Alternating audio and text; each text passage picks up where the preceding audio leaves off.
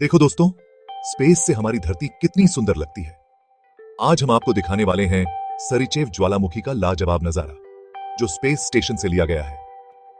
ज्वालामुखी फटना वो तो कुदरत का एक कमाल है, और उसे स्पेस से देखना जैसे किसी दूसरी ही दुनिया में जाना। जमीन से धुएं का वो बड़ा सा बादल और लावा की चमकती नदियां, स्पेस की खामोशी में भी वो अपना असर छोड़ जाती हैं। ये नजारा हमें याद दिलाता है कि हमारी धरती कितनी जिंदा दिल और ताकतवर है। इस तजुर्बे से हमें पता चलता है कि कुदरत कितनी हैरान कर देने वाली और जादुई हो सकती है। तो दोस्तों, अगली बार जब रात को तारे देखो तो ये याद रखना कि हमारी धरती के अंदर भी उतनी ही एनर्जी और जादू छुपा हुआ है। क्या आप भी कभी स्पेस से धरती देखने का ख्वाब देखते हो? कमेंट में जरूर बताना।